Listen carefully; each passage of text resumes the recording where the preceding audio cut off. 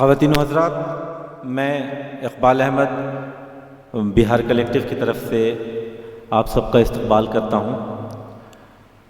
हम लोग पिछले 2-3 सालों से, यानी एग्जैक्टली ये कहा जाए कि हम लोगों ने अक्टूबर 2016 में इसकी शुरुआत की थी और तकरीबन 2 महीने के फ़ासले पर हम लोग लगातार प्रोग्राम करते आए हैं और अगर मैं सही हूँ तो ग़ालिबन ये 11वां या 10वां प्रोग्राम होगा। और इसी तरह की महफ़िल सजती है और किसी एक टॉपिक पर बातचीत होती है, हमारे मेहमान स्पीकर आते हैं। फ़र्क आज जो मैं देख रहा हूँ कि ये कुर्सियाँ भरी होती हैं, लेकिन आज किन्हीं वजहों से उतने लोग नहीं आ पाए जिसकी अमूमन हम लोग उम्मीद करते हैं, और लोग आते भी रहे हैं। बहरहाल इलेक्शन है और 2 दिनों के बाद रमज़ान शुरू होने वाला है, या और कोई वजह होगी जो मैं गेस नहीं कर पा रहा हूँ, लेकिन यकीनन बीइंग एन ऑर्गेनाइज़र मेरे लिए ये सोचने का वक्त है, तो यकीनन हम लोग उस पर कोशिश करेंगे वजह जानने की कि ऐसा क्या हुआ। लेकिन बहरहाल इन तमाम कमियों के बावजूद मैं बहुत खुशनसीब हूँ कि इतनी अच्छी स्पीकर्स की लिस्ट सजाने में हम लोग कामयाब हुए हैं। कुछ दिनों पहले, तकरीबन 1.5 साल पहले या 1 साल पहले, एक किताब आई थी सरकारी मुस्लिम। वो फ़ौज के साबिक़ लेफ्टिनेंट जनरल और अलीगढ़ मुस्लिम यूनिवर्सिटी के वाइस चांसलर जनाब ज़मीरुद्दीन शाह साहब ने लिखी थी, और हम लोग इजरा में थे वहाँ इत्तफ़ाक़ से दिल्ली में। तो लेकिन सबके जहन में ये बात थी कि भाई ये किताब क्या है और इसका नाम सरकारी मुस्लिम क्यों रखा गया है, और क्या मुसलमानों में कोई ख़ास कैटेगरी होती है सरकारी मुसलमानों की और गैर सरकारी मुसलमानों की। बहरहाल वो एक अलग बहस है। आज जिस किताब के इजरे के लिए हम लोग यहाँ जमा हुए हैं, उसका भी नाम सियासी मुस्लिम रखा गया है। बल्कि अभी हम लोग जब आ रहे थे तो ये भी सवाल हुआ कि भाई जो लोग उर्दू नहीं जानते, हिंदी नहीं जानते हैं, ये किताब तो अंग्रेज़ी में लिखी गई है, तो वो सियासी मुस्लिम को कैसे समझेगा जो अंग्रेज़ी नहीं जानता है। तो बहरहाल इसके पीछे इसकी वजह क्या है और इन्होंने क्यों लिखा इसको, इसका नाम ऐसा क्यों रखा, उसके लिए ख़ुद इस किताब के ऑथर जनाब हिलाल अहमद साहब हमारे बीच मौजूद हैं, तो इसकी वजह तो वो बताएंगे। लेकिन चूँकि हम लोग बिहार में हैं इस वक्त और चुनाव का मौसम है, 4 फेज़ हो चुके हैं, 3 फेज़ बाकी है अभी।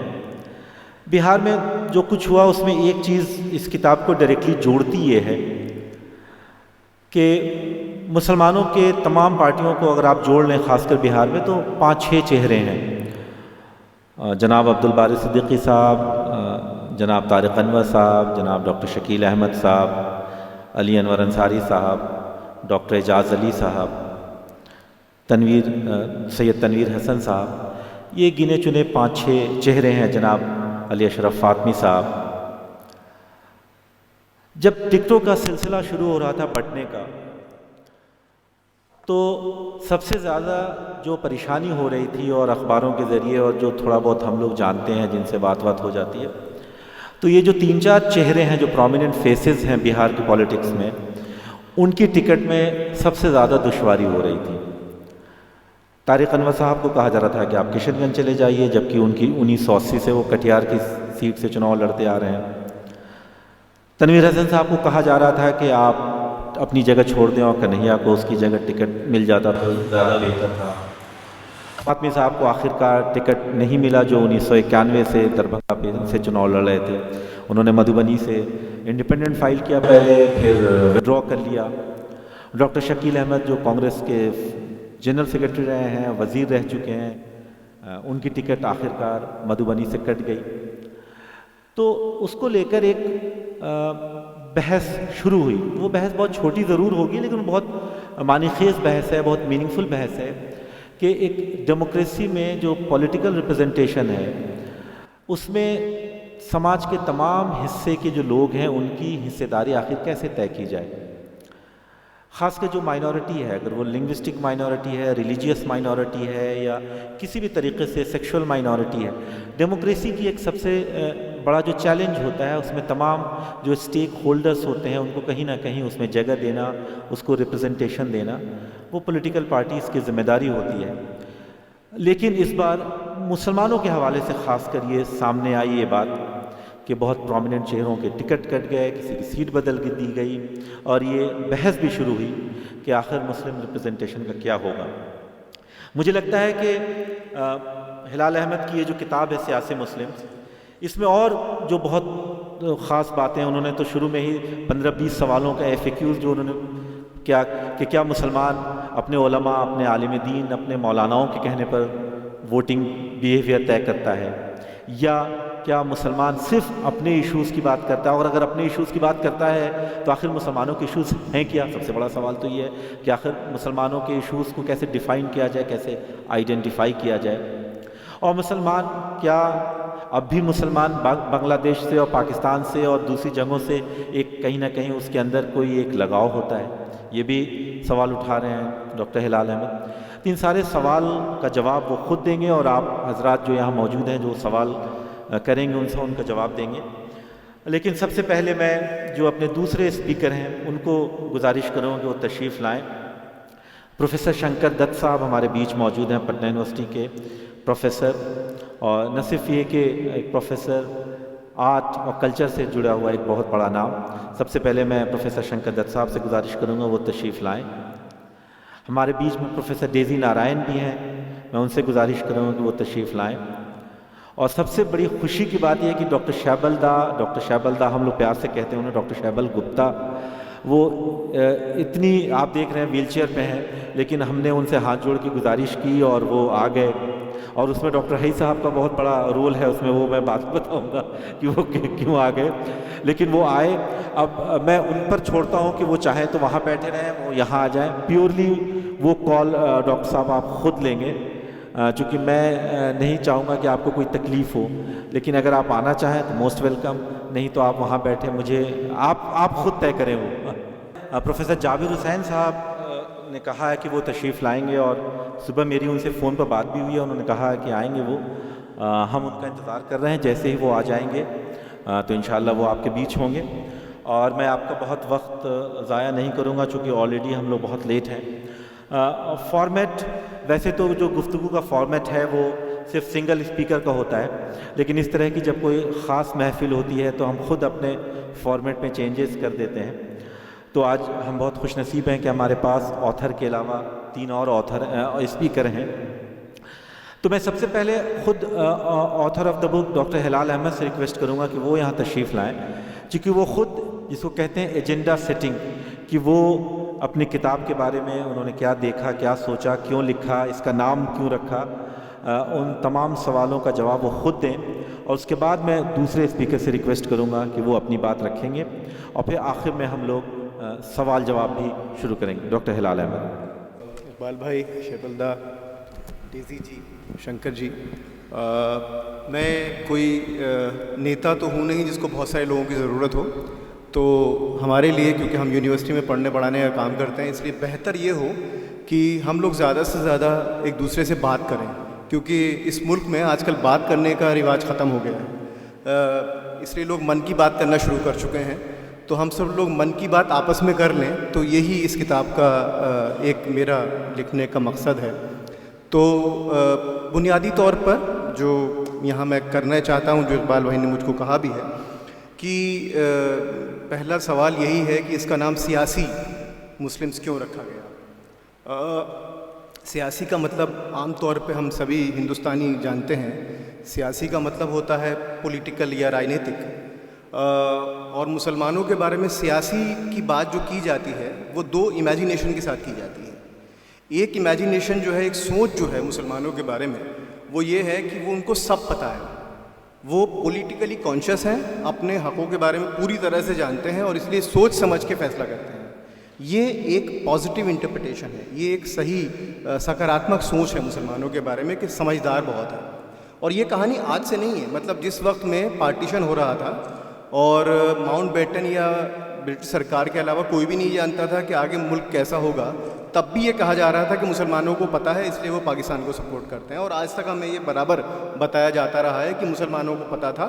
ये बात बिल्कुल भूल जाते हैं सभी लोग कि जिस साल पहली बार भारत में चुनाव हुए तब इलेक्शन कमीशन ने कैसे वोट डालना है और उसको किस तरह से ये वोट डालकर इसका क्या होगा, जिसे पॉलिटिकल एजुकेशन कहा जाता है, पूरा कैंपेन चलाया था। वो सब हम भूल जाते हैं और हमें लगता है कि मुसलमान नाम का जो प्राणी है वो बहुत कॉन्शियस है, इसलिए सियासी है। तो पहला जो मकसद है सियासी का, पहला मायना पॉजिटिव मायना है। और अभी हाल फिलहाल में मायावती जी ने भी अभी इन चुनाव में कहा ही है कि मुसलमानों को सोच समझ कर वोट देना है, वैसे वो सोचे समझे हुए हैं। ये पॉजिटिव मायना है। एक नेगेटिव मायना भी है। वो नेगेटिव मायना ये है कि ये ट्रस्ट वर्दी नहीं है, भरोसे के काबिल नहीं है, इनकी लॉयल्टीज़ कहीं और है। तो ये मायना नेगेटिव मायना है। और अगर हम थोड़ा सा पीछे चले जाएं, एक बड़ी मशहूर किताब है बंच ऑफ थॉट, जिसमें कि ये कहा जाता है कि इस मुल्क के कम्युनिस्ट, इस मुल्क के ईसाई और इस मुल्क के मुसलमान जो हैं वो ट्रस्ट वर्दी नहीं है, इसलिए सियासी है। तो ये सियासी के दो मायनों को मैंने जानने की कोशिश की और मुझे लगा कि ये बात ज़्यादा अच्छी तरह से बताई जा सकती है कि अगर हम इसका नाम ही सियासी मुस्लिम रखते हैं। लेकिन इसकी सब हेडिंग भी है और सब हेडिंग ये है कि a story of political Islams in India. Islam नहीं, इस्लाम्स।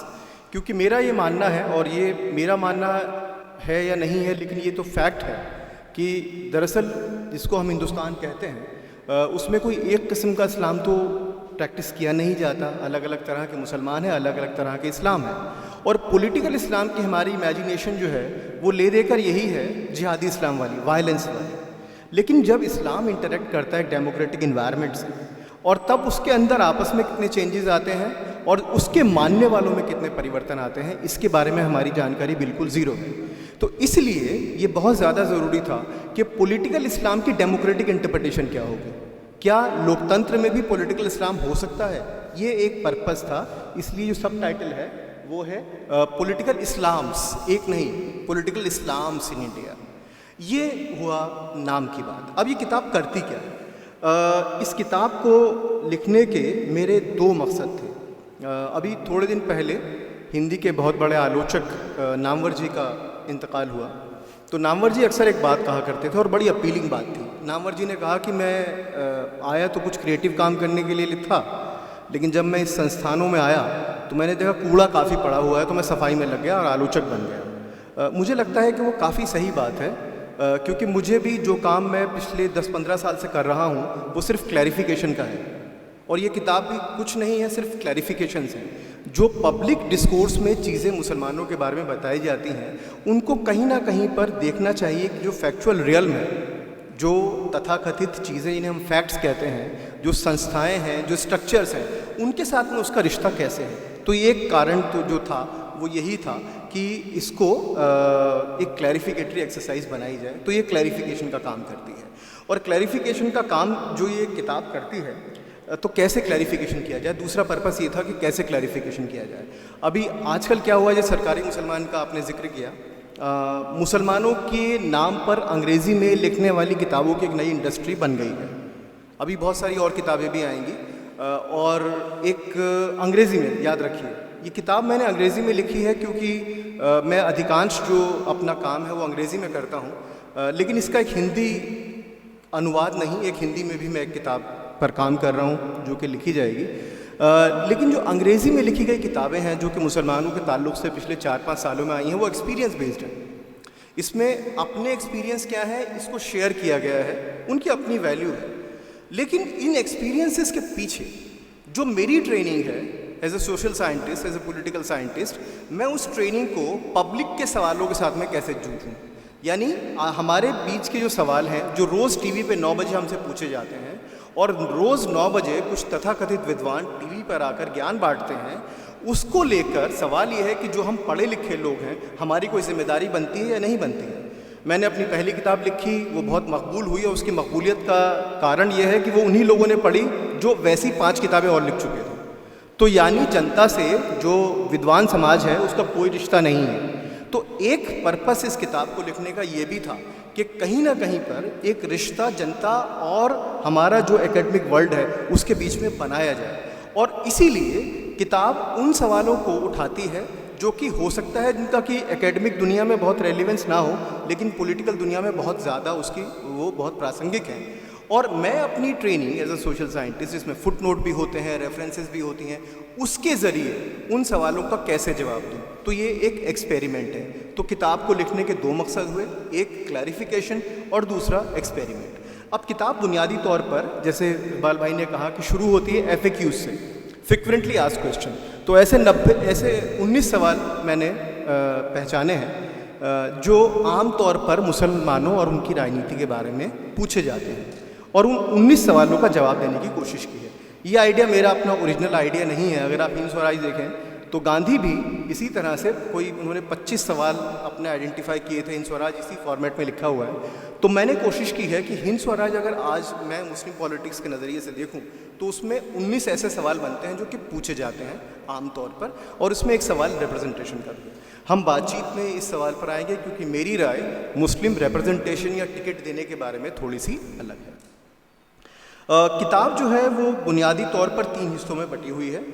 पहला हिस्सा जो है उसका नाम है मेकिंग सेंस ऑफ द सियासी मुस्लिम, दूसरा हिस्सा अनपैकिंग द सियासी मुस्लिम, और तीसरा हिस्सा पॉलिटिक्स ऑफ सियासी मुस्लिम। पहले हिस्से में जो अनपैकिंग है उसमें पहला चैप्टर इस बात की तरफ देखने की कोशिश करता है कि मुसलमानों की बात आते ही नंबर का खेल क्यों शुरू हो जाता है। मुसलमान भी पूरे होमोसेपियंस हैं, वो भी उसी तरह दुनिया में सांस लेते हैं, लेकिन मुसलमान हिंदुस्तान में जब भी मुसलमान की बात होती है तो नंबर के सेंस में बात होती है। आप कोई भी किताब उठाकर देखिए मुसलमानों पर आज़ाद हिंदुस्तान में लिखी हुई, वो कहानी इसी तरह शुरू होती है कि मुस्लिम कॉन्स्टिट्यूट 12%, 13%, 14% ऑफ पॉपुलेशन। ये 12% बहुत बड़ा नंबर है। अगर मैं इसमें ज़ीरो लगाने बैठूं तो बहुत सारे ज़ीरो लग जाएंगे। ये लोग कभी आपस में मिले नहीं हैं। तो ये नंबर की कहानी कहाँ से शुरू होगी, और इस नंबर की कहानी के लिए हमें पीछे जाना पड़ेगा कि कॉलोनियल कैटेगरीज। याद रखिए, हिंदू मुस्लिम बड़ा आसानी से हम यूज़ कर लेते हैं, लेकिन हिंदू मुस्लिम का ये कॉलोनियल कैटेगरीज है, सेंसस की कॉलोनियल कैटेगरीज हैं। और उस ज़माने में पॉलिटिकल इंस्टीट्यूशन भी सेंसस की इन्हीं कैटेगरीज के साथ में बना दिए गए थे।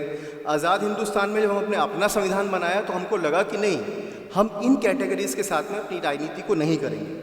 तो हुआ क्या कि हमने कॉन्स्टिट्यूशन में से तो इन कैटेगरीज को निकाल दिया, हिंदू मुस्लिम्स को, लेकिन जो हमारी आम फहम राजनीति थी उसमें ये बरकरार रही। तो एक तरफ जो अंबेडकर कहा करते थे कि कॉन्स्टिट्यूशन तो हमने बड़ा बढ़िया बना दिया, लेकिन जो हमारा समाज है वो तो वैसा का वैसा ही है। तो जो डिस्कोर्स था पॉलिटिक्स का वो हिंदू मुस्लिम का चलता रहा, और जो कॉन्स्टिट्यूशन था उसने एक ज़बान दे दी। तो आप करते रहे हिंदू मुस्लिम और खेलते रहे कॉन्स्टिट्यूशन। अब क्या हो गया कि क्योंकि राजनीति बिल्कुल नंगी हो चुकी है, उसमें कोई शर्म नहीं बची है, तो कॉन्स्टिट्यूशन भी अब एक किताब बन के रह गया है। और यही वजह है कि हमारे प्रधान सेवक बार बार कहते हैं कि ये पवित्र किताब है। कॉन्स्टिट्यूशन कभी भी पवित्र किताब नहीं होती, ना नेहरू ने माना ना अम्बेडकर ने माना।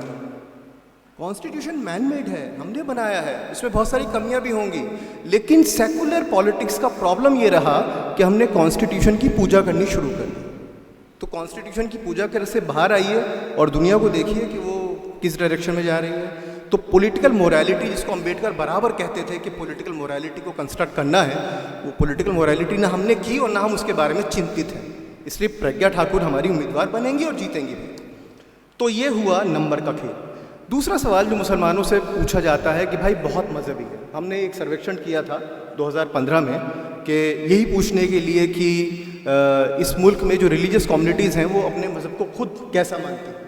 तो इसकी पूरी मेथडोलॉजी अगर आप चाहें तो उसमें हम बात कर सकते हैं कि क्योंकि सर्वे जो है, याद रखिए, हमेशा सर्वे को लेकर बहुत सारे सवाल होते हैं, हमेशा लोग शक की नज़र से देखते हैं। सर्वे एक मेथड है, जैसे इथनोग्राफी एक मेथड है, और सर्वे के भी अपनी लिमिटेशंस है। इसलिए मैं ये मानता हूँ, क्योंकि मैं इथनोग्राफर भी हूँ, मैं ये मानता हूँ कि सर्वे हमेशा आपको नए सवाल पूछने के लिए करना चाहिए। उसको ये मत मानिए कि ये जवाब है। जो हमने सर्वेक्षण किया उसमें सबसे ज़्यादा मजहबी कम्युनिटी जो निकल कर आई भारत में, वो भारत के ईसाई थे। दूसरी मजहबी, इनका ये कहना था कि हम बहुत ज़्यादा मजहबी हैं। दूसरी कम्युनिटी जो आई वो थी सिख। हिंदू, और जो लोग अपने आप को, जिन्होंने हमारे सर्वे में हिंदू और मुसलमान कहा, उनका प्रतिशत लगभग बराबर था। 55-56% लोगों को ये कहना था कि हम अपने आप को मजहबी मानते हैं। ठीक है। उसके बाद में एक सीरीज़ ऑफ क्वेश्चन है कि आप अपने आप को किस आधार पे मजहबी मानते हैं। जैसे मुसलमानों से हमने पूछा, तो जैसे हम एक टाइम वीक में जुमे की नमाज़ पढ़ लेते हैं तो हम समवॉट रिलीजियस हैं। जो ये कहता है कि हम रमज़ान में 10 रोज़े रख लेते हैं, वो अपने आप को कहता है कि हम समवॉट रिलीजियस हैं। लेकिन एक हिंदू के लिए यही मायने अलग हो जाते हैं। तो उसकी डिटेल्स हैं, लेकिन ओवरऑल जो आइडिया है वो ये है कि क्या वाकई मुसलमान, जिसको कहा जाता है कि वो बिना, ऐसा लगता है जो टीवी पे रोज़ बताया जा रहा है कि बिना कुरान पढ़े वो कोई काम नहीं करता, लेकिन हम सभी जानते हैं कि ऐसा बिल्कुल हो ही नहीं सकता और ऐसा है भी नहीं। ठीक है, तो इसलिए आरएसएस ने 1980 में एक बड़ा इंटरेस्टिंग केस किया था, जिसमें ये कहा था कि आप इस किताब में से कुरान की 75 आयतें निकाल दो, क्योंकि ये आयतें जो है हेट्रेड फैलाती हैं। एक फेमस कुरान केस है 1980 का। ठीक है, तो अगर मान लीजिए कि वो 75 आयतें निकाल भी जाती हैं तो क्या मुसलमान नेशनलिस्ट हो जाएंगे? ये एक अलग किस्म की बहस की तरफ है।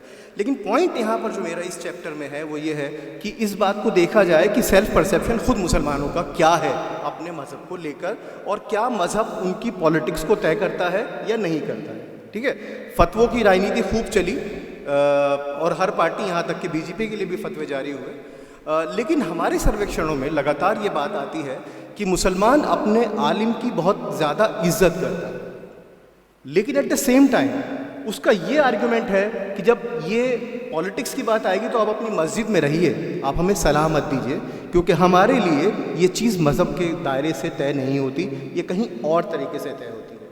तो ये इस चैप्टर की है जिसमें अनपैकिंग द सियासी का आखिर वो सेल्फ परसेप्शन क्या है। एक और चैप्टर इस भाग में है, वो है इस्लामाइजेशन पर, कि क्या मुसलमान कन्वर्ट करते हैं। अभी कन्वर्जन को लेकर बहुत बात हुई है, तो एक पूरा चैप्टर है इस पर कि जो सुन्नियों की मुख्य ऑर्गेनाइजेशंस हैं उनकी पोजीशन क्या है कन्वर्जन पर। याद रखिए कि इस्लामिक रिफॉर्म मूवमेंट जो है उसकी बुनियाद 19वीं सदी के बाद वो मुसलमान को ज़्यादा मुसलमान बनाने के लिए है, ना कि किसी और को इस्लाम में दाखिल करने के लिए, एक्सेप्ट वन पर्सन, वो है जाकिर नायक। जाकिर नायक एक डेविएशन है इस पूरे ट्रेंड का। इसके ऊपर जो चर्चा है वो ये है कि जिस चीज़ को हम पॉलिटिकल इस्लाम या इस्लामाइजेशन कहते हैं उसका इंटरैक्शन कैसे होता है कॉन्स्टिट्यूशनल डेमोक्रेसी के साथ। जो दूसरा हिस्सा है उसके भी 4 हिस्से हैं, 4 चैप्टर्स हैं। एक चैप्टर है कि क्या वाकई मुसलमान माइनॉरिटी हैं, ये पूरी कहानी है, और माइनॉरिटी की कहानी याद रखिए 1992-93 के बाद बदल गई है। हमको अभी भी ऐसा लगता है कि एक चीज़ 1950 में हुई थी कॉन्स्टिट्यूशन, और वो आज तक वैसा है। नहीं, ऐसा नहीं है। कॉन्स्टिट्यूशन के बाद जो स्ट्रक्चर्स बदले हैं, और ख़ास तौर से 92-93 के बाद बदले हैं, उसने भारत के मुसलमानों को 1993 के बाद एक नेशनल माइनॉरिटी बना दिया है, रिलीजियस नेशनल माइनॉरिटी। और उस राजनीति का परिणाम ये हुआ कि अघोषित मेजॉरिटी भी हो गई। अगर कोई घोषित माइनॉरिटी होगी तो ये मोबिलाइजेशन के लिए, हम सभी जानते हैं पॉलिटिक्स में ये संभव है कि अगर मैं कहूँ कि मैं माइनॉरिटी हूँ तो दूसरा वाला भी अपने आप को कह देगा अघोषित तौर पर कि मैं मेजॉरिटी हूँ। तो हिंदू मेजॉरिटेरियनिज्म के जिसका आज हम बात करते हैं वो बुनियादी तौर पर 93 के बाद का डेवलपमेंट है। मत उसको हमें बाबरी मस्जिद के साथ लिंक नहीं करना चाहिए, उसकी एक अलग ट्रेजेक्ट्री है, वो माइनॉरिटी वाले चैप्टर में है। उसके बाद में रिजर्वेशन की पूरी बहस और उसमें अलग अलग पर्सपेक्टिव। उसके बाद एक चैप्टर ट्रिपल तलाक पर है। अब ट्रिपल तलाक की जब भी बात आती है तो मेरी कोई दिलचस्पी नहीं है इसमें मैं फेमिनिस्ट हो जाऊं या मैं मुल्ला हो जाऊं, नहीं। मेरी दिलचस्पी इस बात में है कि इस राजनीति को खेला कैसे गया, किस तरीके से ट्रिपल तलाक का पूरा मामला बनाया गया। उसके अंदर जो मुस्लिम महिला, जो प्रोग्रेसिव मुस्लिम महिला ग्रुप्स थे, उनकी आवाज़ को क्यों नहीं सुना गया। याद रखिए कि जो चाहे वो ऑर्डिनेंस हो जो सरकार ने पास किया है, या ऑर्डिनेंस से पहले बिल जो लाए थे ये, वो तमाम बिल जो है वो सिर्फ जो एफिडेविट है all India Muslim personal law board का, उसको रेस्पॉन्ड कर रहा है। इसके अंदर भारतीय मुस्लिम महिला आंदोलन का कोई जिक्र नहीं है, क्योंकि भारतीय मुस्लिम महिला आंदोलन इस सरकार का विरोधी भी है और दूसरी तरफ वो एक प्रोग्रेसिव रिफॉर्म भी चाहता है। लेकिन आप पार्टी किसको बनाते हैं? आपके लिए पार्टी वही है, मुस्लिम पर्सनल लॉ बोर्ड। और ओवरवेलमिंगली जो ट्रिपल तलाक को लेकर मुस्लिम कम्युनिटी में रिजेंटमेंट था, उसकी कोई चर्चा नहीं हुई। तो ये हुआ कि पॉलिटिक्स ऑफ ट्रिपल तलाक आखिर खेली कैसे गई। इसके बाद एक जो, क्योंकि मैं इकोनॉमिस्ट नहीं हूँ, लेकिन मेरे एक दोस्त हैं डॉक्टर संजीर आलम, मैंने उनकी मदद लेकर NSS और डेटा एक्सेस किया और देखने की कोशिश की कि मुसलमानों की वर्ग संरचना क्या है। क्या मुसलमानों में 1993 के बाद कोई परिवर्तन आया? तो कुछ चीज़ें बहुत चौंकाने वाली थी कि एक नई मिडिल क्लास को जन्म उसने लिया है, और इस मिडिल क्लास की पॉलिटिक्स बहुत ही दिलचस्प है। यह मिडिल क्लास स्विंग करती है और आपके सामने अगर जफर सरेशवाला या बीजेपी से जुड़े हुए शाहनवाज हुसैन खड़े होते हैं तो वो कहीं ना कहीं पर उस क्लास से आते हैं जो कि सेक्युलरिज्म और कॉम्युनलिज्म की बाइनरी से कब की बाहर जा चुके हैं। तो ये न्यू मुस्लिम इलीट और इसका इमेजिनेशन इस्लाम का क्या है ये यहाँ पर होता है। और आखिरी दो चैप्टर जो है वो सियासी मुसलमान पर होता है, जिसमें कि मैं 3 मेटाफर की बात करता हूँ और वो 3 मेटाफर के बिना आप मुस्लिम राजनीति पे बात ही नहीं करते हैं। पहला मेटाफर है वोट बैंक। अब ये हम लगातार हमारा डेटा भी साबित कर चुका, ढेरों किताबें लिखी जा चुकी हैं कि मुस्लिम वोट बैंक नाम की कोई चीज़ होती नहीं है, लेकिन इसके बावजूद जब भी मुसलमानों की बात होगी तो मुस्लिम वोट बैंक आए। इसलिए इस चैप्टर में मैंने कोशिश ये की है कि मैं डेटा का खेल ना खेलूँ बल्कि कॉन्सेप्ट्स का खेल खेलूँ और इसको देखूँ कि ये पूरा आइडिया वोट बैंक का कहाँ से जन्म लिया और ये आज आते आते इसके मायने क्या है। एक और मेटाफर है मुस्लिम राजनीति का जिसका नाम है मुस्लिम अपीसमेंट, मुस्लिम तुष्टिकरण। और मुस्लिम तुष्टिकरण हम कह तो देते हैं लेकिन होता क्या है और कितनी इसके मायने बदले हैं ये भी यहाँ पर इसमें चर्चा है। और अंतिम चीज़ है गुड मुस्लिम बैड मुस्लिम। हमेशा हर एक सरकार के गुड मुस्लिम्स भी हैं और बैड मुस्लिम्स भी हैं। बैड वो है जिनको आप अपना रेफरेंस पॉइंट जैसे all India Muslim personal report bad Muslims का है और गुड मुस्लिम शायराना है।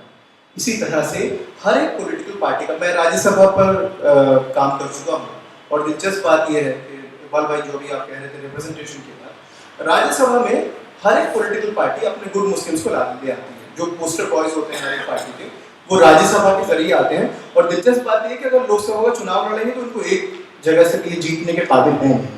तो गुड मुस्लिम्स को आप राज्यसभा से लाते हैं और वो आपके हमेशा आपके एजेंडा चलते हैं, ठीक है। तो वो गुड मुस्लिम्स, आजकल का जो गुड मुस्लिम है वो कौन है? वो नेशनलिस्ट मुस्लिम, ठीक है। तो जो आरएसएस का अभी मुस्लिम राष्ट्रीय मंच है वो गुड मुस्लिम्स है, जो ये कहता है कि हम रोज़ा खोलते हैं गाय के दूध से, वो गुड मुस्लिम की कैटेगरी में। एक ज़माने में जावेद साहब, शबाना जी, वो गुड मुस्लिम वाली कैटेगरी में थे।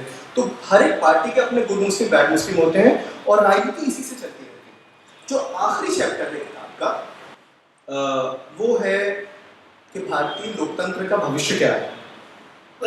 और यहाँ पर एक सबसे अहम सवाल जो मैं अक्सर मुझसे पूछा जाता है वो ये कि इतने प्रोवोकेशन के बावजूद हिंदुत्व के आखिर मुसलमानों ने रिएक्ट क्यों नहीं किया। अक्सर ये कहा जाता है कि मुसलमान जो थे वो दलित आ गए सड़कों पर, जैसी SC ST एक्ट की बात आई इतने मुसलमानों पे हो गई बातें और रोज 9 बजे मुसलमान को गाली पड़ती है, तो मुसलमान सड़कों पर क्यों नहीं आया। तो इसके ऊपर हमने 1-2 सर्वेक्षण किए थे कुछ सवालों को लेकर और उसका एक एनालिसिस है कि दरअसल बीजेपी फेल हो गई। हमें आजकल ऐसा लगता है ना कि मोदी जी कोई काम गलत करते ही नहीं या भाजपा जो है वो हमेशा जीतती है। अमित शाह चाणक्य है और ये चाणक्य को गाली याद रखिए। अगर अमित शाह की तुलना चाणक्य से की जा रही है और यहाँ पर हम बिहार में इस समय, तो आप चाणक्य को बिल्कुल जमीन का बेवकूफ़ आदमी समझ रहे हैं। He was man of principles. वो तो नियमों की, नॉर्म्स की बात करने वाले हैं ना। आप पता नहीं अमित शाह ने अर्थशास्त्र पढ़ी है या नहीं पढ़ी है, मैंने तो पढ़ी है और मुझे तो उसमें बहुत सही सही चीज़ें नजर आती हैं। अमित शाह को क्या नजर आता है या आरएसएस को क्या सब नजर आता है मुझे नहीं पता, लेकिन जो पॉइंट है वो यही है कि जो बीजेपी थी वो भी गलती करती है।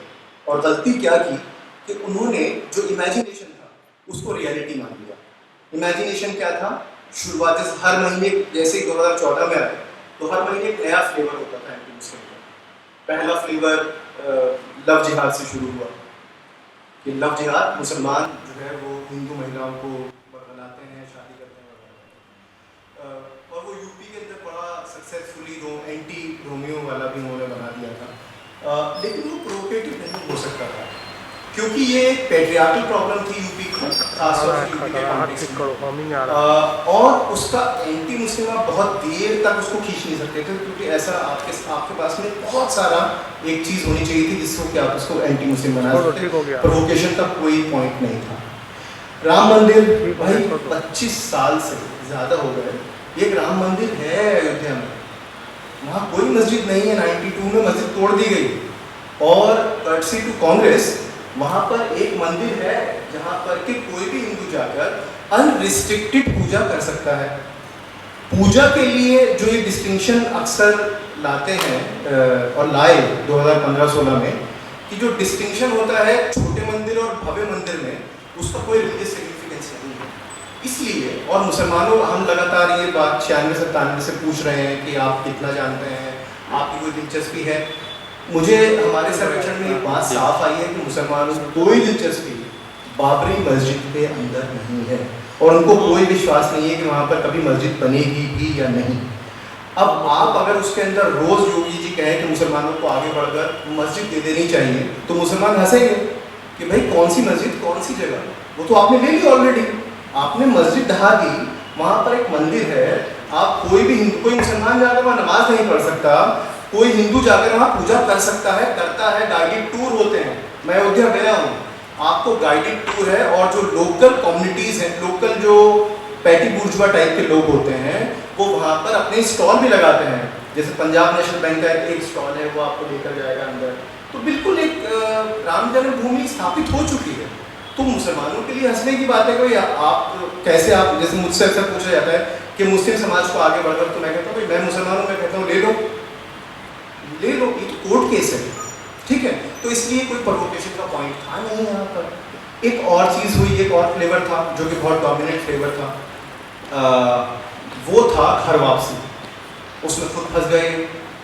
मैंने तो ये कहा और कई बार कहा कि मैं हिंदू होना चाहता हूँ, मैं छोड़ दूँगा इस्लाम, सिर्फ एक शर्त है, आप बताइए मेरी जाति क्या होगी, क्योंकि मैं तो पढ़ने पढ़ाने का काम करता हूँ, आप मुझे ब्राह्मण मान लीजिए, मैं हो जाता हूँ। तो ये आर्य समाज को याद रखिए, इसमें फ़र्क है। आर्य समाज का शुद्धि आंदोलन और बीजेपी के द्वारा चलाया गया ये वाला मुद्दा, ये दोनों अलग अलग बातें थी, इसलिए खुद फंस गए, इसलिए इसको भी विड्रॉ करना पड़ा। अब बचा सिर्फ एक मुद्दा, लिंचिंग। लिंचिंग जो था वो फायदे का सौदा था। वो फायदे का सौदा इसलिए थी कि आपको फुल स्केल राइट करने के लिए आपको इकोनॉमी जो है वो ज़्यादा चाहिए, उसमें फंसने का भी डर होता है। उसमें कितना अमित शाह ने क्या करवाया दंगा, मोदी ने करवाया दंगा 2002 का, ये हम सबको पता है। एविडेंस इकट्ठे करो, फिर जज को खरीदो या मार दो, कितना उसमें एफर्ट लगती है। लिंचिंग में तो कुछ नहीं लगता, आपको कुछ को पकड़ना है, मुद्दा टाइप जीतने वाले लोगों को मारना है या नहीं भी मारना है, और फिर ये कह देना है कि ये तो रिएक्शन है, इनके पास बीफ था या नहीं था, ये तो बाद में बात देखा जाएगा। तो इसकी इकोनॉमी लेवल छोटा है, इम्पैक्ट ज़्यादा है, और फिर रोज़ रात को आप 9 बजे उसको साबित कर दो। जैन सेना भी कह देंगे कि भाई हमने तो उनकी मदद की थी। जब तक आप इनोसेंट, जब तक आपके ऊपर ये साबित नहीं हो जाता कि आपने ऐसा किया था, तब तक तो आप इनोसेंट नहीं। तो इसका मतलब ये हुआ, लिंचिंग सबसे इंटरेस्टिंग था। इसमें सबसे ज़्यादा अगर एक चीज़ है जिसको मैं मुस्लिम इशू मानता हूँ इस वक्त, तो वह डर का माहौल, मुसलमानों को डराने का माहौल, और उसके अंदर लिंचिंग का एक बहुत बड़ा रोल था। इसमें काव का कोई लेना, गाय का कोई लेना देना नहीं है, इसमें डर क्रिएट करने का है। तो डर कई बार गाय के नाम पर हुआ, कई बार वंदे मातरम के नाम पर हुआ, कई बार भारत माता के नाम पर। तो किताब यहाँ पर इसका अंत होता है। 3 मुख्य इसके आर्ग्यूमेंट्स हैं, तर्क हैं। पहला तो जैसे मैंने कहा ही कि सारी की सारी बातचीत मुसलमानों से जो ताल्लुक़ रखने वाली है, वो मुस्लिम वोट बैंक, मुस्लिम तुष्टिकरण और अच्छा मुस्लिम खराब मुस्लिम के अंदर सिमट कर रह गई है, इसलिए इससे बाहर आने की ज़रूरत है। दूसरा ये मेरा मानना है कि जाति और वर्ग और जेंडर का जो पावर स्ट्रक्चर है, डाइवर्सिटी है मुसलमानों में, लेकिन अगर हम पावर स्ट्रक्चर के साथ में मुस्लिम समुदायों के अंदर जो पावर स्ट्रक्चर है, अगर उसके साथ में इसको बिठाकर नहीं देखेंगे तो मुस्लिम राजनीति को हम नहीं समझ सकते। और जो तीसरी चीज़ है वो ये, अभी भागवत साहब, इसमें एक और चैप्टर है जिसका मैं जिक्र करना भूल गया, वो हिंदुत्व के मुस्लिम। भागवत ने कहा कि हमें बहुत ज़रूरत है मुसलमानों की, क्यों है, और इसी में कोई 20-25 सवाल जो मुसलमानों से बराबर पूछे जाते हैं कि भाई आप हमारे त्यौहार नहीं मनाते, और जब मुसलमान त्यौहार मनाने गरबा खेलने पहुँचते तो कहते हैं आप नवजिहाद करने आ रहे हैं। तो उन सवालों का वो कितने वीक सवाल हैं, हमको जवाब नहीं देना है ना, हमको जो है वो तो पूछा जाता है। आमतौर पर ये सवाल पूछे जाते हैं, आज तक कभी किसी ने सवाल उलट कर पूछे नहीं कि जो आप सवाल पूछ रहे हो सवाल तो गलत है। जैसे सवाल जो है, मैं मौलाना आज़ाद की बहुत इज्जत करता हूँ, लेकिन एक सवाल उन्होंने गलत जवाब दिया मेरी नज़र में, कि जब ये सवाल मुझसे पूछा गया कि आप पहले मुसलमान हैं या पहले हिंदुस्तानी, तो अगर उस जगह पर हूँ तो मैं बोलूँगा ये सवाल ही गलत है आपका। पहले आप ये बताइए कि आप कौन से वेंटेज पॉइंट से सवाल पूछ रहे हैं, आप हिंदू हैं या हिंदुस्तानी, पहले आप बता दीजिए। अगर आप हिंदू बन के सवाल पूछेंगे तो मैं मुसलमान हूँ, अगर आप, तो आपको ये, क्योंकि ये सवाल से क्या हुआ, एक ट्रेंड बन गया, अनफॉर्चुनेटली। मैं बहुत इज्जत करता हूँ मौलाना की, मौलाना जैसा तो कोई हो नहीं सकता, लेकिन मेरी नज़र में जो आर्टिकुलेशन था इस सवाल का वो थोड़ा अलग था। मैं क्या नहीं इस किताब में कर रहा हूँ, उसके बाद मैं ख़त्म करूँगा अपनी बात को। मैं कोई मुसलमानों को सलाह नहीं दे रहा हूँ कि वो क्या करें क्या ना करें, क्योंकि मुझे ऐसा नहीं लगता कि सलाह देने की मेरी कोई औकात है। मुझे ऐसा लगता है कि ये इम्पोर्टेंट सवाल है और मुसलमान का सवाल इस देश के सभी लोगों का सवाल है, इसलिए कोई एक आदमी को सलाह नहीं देनी चाहिए। दूसरी बात ये कि मैं बिल्कुल, मेरी कोई रुचि इस बात में नहीं है कि हम ये बताऊं मैं गिन कर कि हिंदुस्तान में मुसलमानों की दुर्दशा के 10 कारण हैं, नहीं। जैसे सच्चर कमीशन ने एक बहुत अच्छी बात कही थी मैथडोलॉजी में कि इस देश में मुसलमान जो है वो गरीब हैं, इसलिए ज़्यादातर मुसलमान गरीब हैं, इसलिए गरीबों के मुद्दे मुसलमानों के मुद्दे होंगे। उन्होंने ये कहा कि मुसलमान जो है अल्पसंख्यक भी हैं, इसलिए अल्पसंख्यकों के मुद्दे मुसलमानों के मुद्दे होंगे। और तीसरा पॉइंट था उनका कि मुसलमानों के कुछ खास मुद्दे होंगे। यहाँ पर वो चुप हो गए और यहीं से मेरी बात शुरू होती है कि जो मुसलमानों के मुद्दे हैं वो अलग अलग जगह पर अलग अलग होंगे, लेकिन कुछ मुद्दे ऐसे होंगे जो एक से होंगे और वो संदर्भ से तय होंगे। जो आज का संदर्भ है उसमें अगर वाकई में कोई मुसलमानों का मुद्दा है तो वो डर की राजनीति है। मुझे बस इतना ही कहना। बहुत बहुत शुक्रिया। Ladies and gentlemen, नहीं हुआ ठीक है, अंगना आके करो। मुझे इस बात का खेद है कि मैं नहीं, अपने व्यस्तता के कारण मैं ये किताब पढ़ नहीं पाया, तो मैं जो भी कहूँगा वो सारे चीज़ें जो हम एक रैपिड रीडिंग के तहत हमने ठीक हो गया। जो मेरे जहन में आया है हाँ, उसी के अनुसार मैं ठीक है, कहूँगा। ठीक था अभी। पहली बात जो हिलाल साहब ने अभी कही कि हिंदू असर्शन जो है ये 1993 से शुरू हुआ। मेरा विचार कुछ और है। I believe that Hindu assertion और जो हिंदू मेजॉरिटेरियनिज्म की बात कर रहे हैं, इट स्टार्टेड इन 1984, जबकि दिल्ली और देश भर में एंटी सिख पोग्रोम्स शुरू हुए। It is for the first time that I think Hindus collected together as a militant force. So मुझे लगता है कि 1993 पोस्ट बाबरी मस्जिद वो तो एक विजिबल, बहुत ही विजिबल तरीके से एक हिंदू मिलिटेंसी का शुरू होता है, but I am of the opinion that assertion जो शुरू होता है प्रॉबली 1994 से शुरू होता है। काफ़ी वर्ष पहले मैंने एक किताब पढ़ी थी। वो किताब लिखी हुई थी बाय फॉर्मर पाकिस्तानी डिप्लोमेट, और वो अमेरिका में आजकल वो एक यूनिवर्सिटी में रिलीजन्स पढ़ाते हैं। उनका नाम है Akbar Ahmad, and the name of the book is Journey into Islam.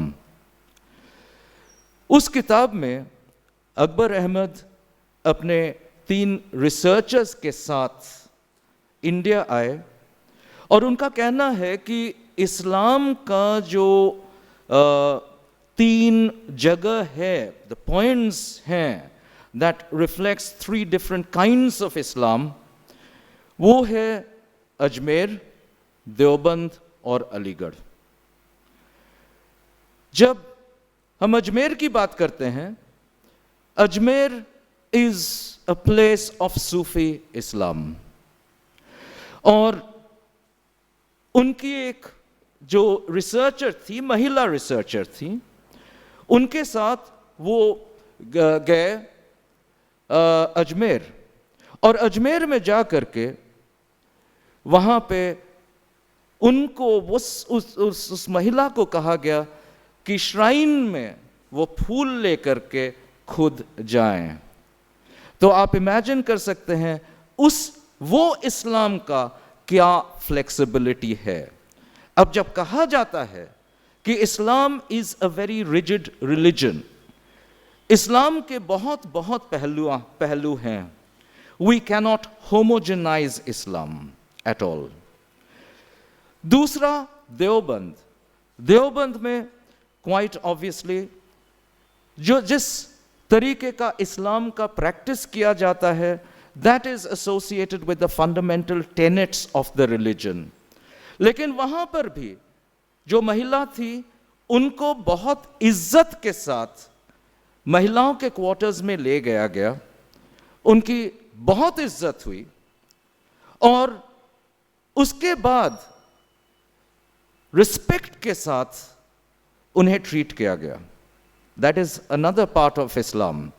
खास करके ये बहुत जगह कहा जाता है कि इस्लाम में जो महिलाएं हैं उनका रिस्पेक्ट नहीं होता है.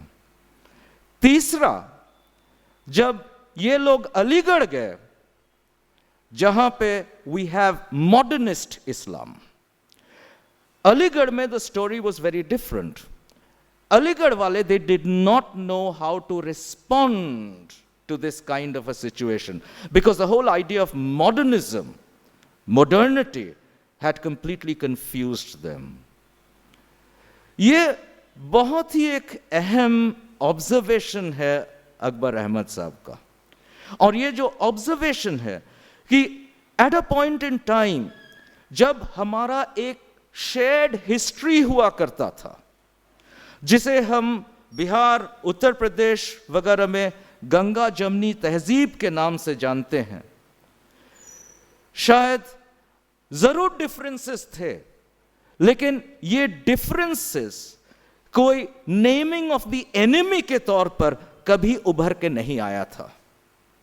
लेकिन जब कॉलोनियल प्रैक्टिस के अंतर्गत जब वेरी वेरी क्लियरली ये मजहबों को डिवाइड कर दिया गया, जैसे इन्होंने कहा it was a question of the census, and जब वो डिविजन शुरू हुआ और as a colonial political strategy British imperialism को पता चला कि अगर हम इस देश को नहीं बांट देते हैं तो हम शायद रूल नहीं कर पाएंगे. लेकिन वो सही मायने में बांट पाए? बिल्कुल नहीं. One of the classic examples कि वो नहीं बांट पाए is related to the Indian National Army. और इंडियन नेशनल आर्मी में आप देखेंगे ज्यादा से ज्यादा लोग who actually were at the forefront with Subhash Bose, most of them were Muslims. Were they not nationalists? In the sense that आज Trump up किया जा रहा है ये सारी बातें कि मुसलमान जो हैं वो नेशनलिस्ट नहीं है, उनको सबूत देना पड़ेगा नेशनलिज्म की. तो ये सारे चीजें जो हैं हम देखेंगे कि वही कॉलोनियल प्रैक्टिस, एक तरफ जो हमारी सियासती पार्टी है बीजेपी, ये कहती है भारतीयता की बात करते हैं, लेकिन इनका सारा जो बोरोइंग्स हैं ये वेस्ट से बोरो किया गया है.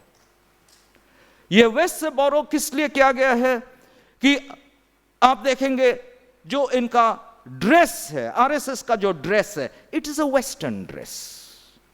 आप धोती कुर्ता पहन के जाइए, नो प्रॉब्लम्स, लेकिन द ड्रेस आप अगर एक कल्चरल इमेजिंग करते हैं और भारतीयता की बात करते हैं तो पहला चीज हम क्या देखते हैं, कौन क्या पहना हुआ है, और तुरंत पता चल जाता है कि एग्जैक्टली उसका आइडेंटिटी क्या, एक तस्वीर क्या बनता है. सो देयरफॉर वहां से शुरू होता है. उसके बाद आप जो कॉलोनियल स्ट्रेटजीज हैं ऑफ डिविजन्स, एग्जैक्टली वही चीज आज अपनाया जा रहा है as a part of a political strategy. So मेरे ख्याल से ये सारे बिल्कुल वेस्टर्न बोरोइंग्स. और जब हम फैशिज्म की बात करते हैं, that is also a western borrowing. The whole concept of a nation state is a western borrowing. ये एक 19th सेंचुरी पोस्ट कैपिटलिस्ट और इंपीरियलिस्ट आइडिया है, और इसी के तहत हम पॉलिटिकली स्ट्रेटेजाइज करके लोगों को बांटते हैं, क्वेश्चंस पूछते हैं, और इसके इसके behind it all there is a philosophy. और ये फिलॉसफी का कंस्ट्रक्शन कैसे होता है? ये फिलॉसफी का कंस्ट्रक्शन जो वेस्टर्न एपिस्टेमोलॉजी है, जो एरिस्टोटल से शुरू हुआ था, when he talked about the whole idea of his theory of logic, वहां से शुरू होता है जब हम बाइनरीज में बांटते हैं। और जब हम बाइनरीज में बांटते हैं, और अगर हम अपने आप को हिंदुस्तानी कहते हैं और हिंदू मेजॉरिटेरियनिज्म की बात करते हैं, तो हमें इसका एक अदर भी क्रिएट करना बहुत जरूरी पड़ता है, because it's the other that defines you. तो अदर को हम डिफाइन पहले करते हैं, और उसके बाद उस अदर को हम एनिमी का नाम देते हैं, और अगर हम एनिमी का नाम दें तो फिर the enemy deserves to be exterminated, हम उनको मार भी सकते हैं। तो आप देखेंगे कि हम ये सारे जो बोरोइंग्स हैं, वो दार्शनिक बोरोइंग्स से, फिलोसॉफिकल बोरोइंग्स से लेके, पॉलिटिकल बोरोइंग्स से लेके, ये सारे चीजें जो हैं, these are borrowings from Europe. एक बहुत अच्छी बात जो इन्होंने लिखी है अपने किताब में, in terms of questions and answers, and I really appreciated this because very briefly इन्होंने कुछ क्वेश्चंस इस किताब में लिखी हैं। For example, this whole idea of the Babri Masjid issue, इसको कैसे भारत में रिप्रेजेंट किया गया है, खास करके मीडिया रिप्रेजेंटेशन इसमें क्या हुआ है, ये सही क्या एक हिंदू मुस्लिम इशू है? हिलाल साहब ने बहुत क्लियरली इसमें लिखा है, it is a dispute between 3 parties over a 2.77 एकड़ ऑफ लैंड, जो जिस जमीन को गवर्नमेंट ने एक्वायर किया था 1993 में। Since common Hindus and Muslims are not stakeholders in this case, there is no point debating the question. It's not a Hindu-Muslim issue. Technically, it is a legal issue.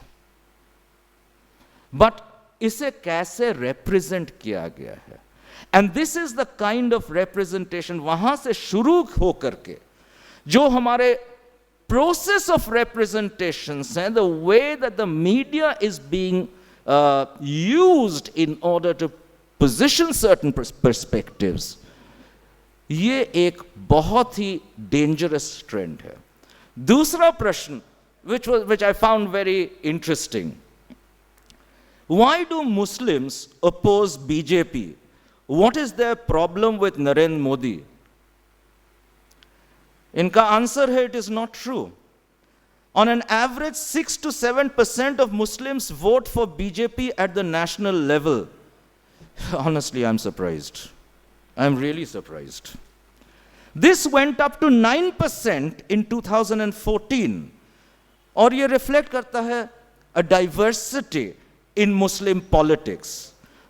आप देखेंगे from 6 to 7% to 9%, 2% का increase होता है in 2014, और उसके बाद क्या होता है, जो पार्टी इन पावर है, they deliberately cultivate the perceptions that Muslims hate him, and therefore what they do, एक हेट का कैंपेन बना के एक प्रो हिंदुत्व कंस्टिट्यूएंसी को क्रिएट किया जा रहा है।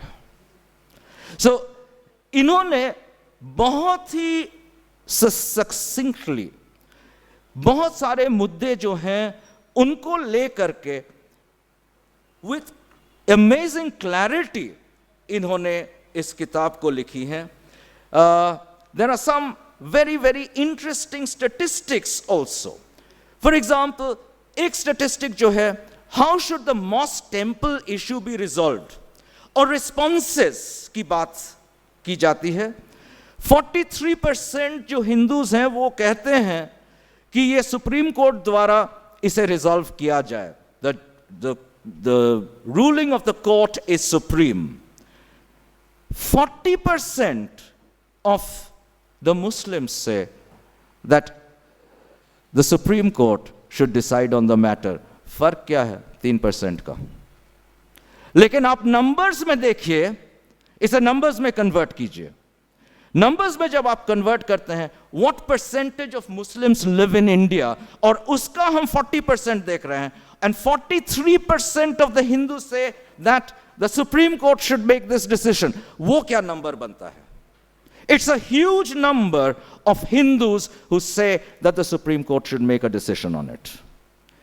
और एक चीज मैं आपको कहना चाहूंगा कि जो विश्वास एक मेजॉरिटेरियन असॉल्ट के कारण जो मुस्लिम समाज में एक जो आशंका पैदा हुआ है दैट इस्लाम खतरे में है, I would like to coat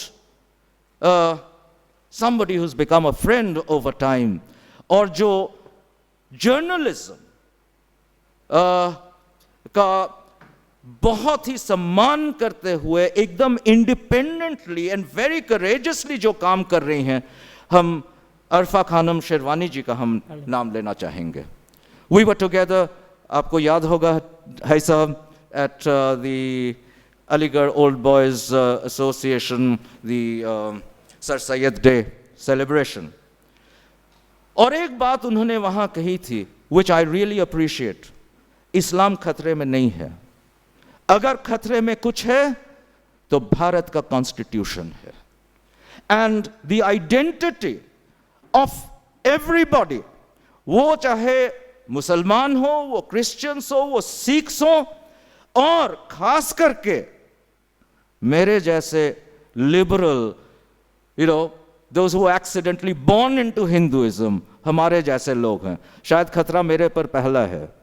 कभी कभी डेजी जी और हम, जब हम लोग एक साथ किसी सेमिनार में जाते हैं, बोलते हैं कुछ बातें, और कभी कभी सच्ची बातें कहते हैं, ऐसी बात नहीं है, और जब कहते हैं तो कभी लगता है, डेजी जी हमसे पूछती हैं क्या पहले क्या हम लोग रिटायर करेंगे और या पहले जेल जाएंगे. सो ये सारे, you know, these are things that keep happening all the time. लेकिन ये जो इश्यूज की हम बात कर रहे हैं, ये अच्छा, उसके बाद और एक ये टेबल देते हैं, does the Modi government deserve a second chance? Overall 39%, 47% of the country says no, he does not deserve a second chance. India is not politically conscious. That should have been about 87% if you ask me. Hindus जो yes कहते हैं वो 44% हैं, 42% कहते हैं no. Margin बहुत कम है, बहुत ही कम है. Muslims में of course one can understand 75% says no, 15% says yes. It is really remarkable. तो जो homogeneity की बात करते हैं, putting all Muslims into one category, into one basket, एक बास्केट में सबको डाल के ये मुसलमान है, एक आइडेंटिटी है.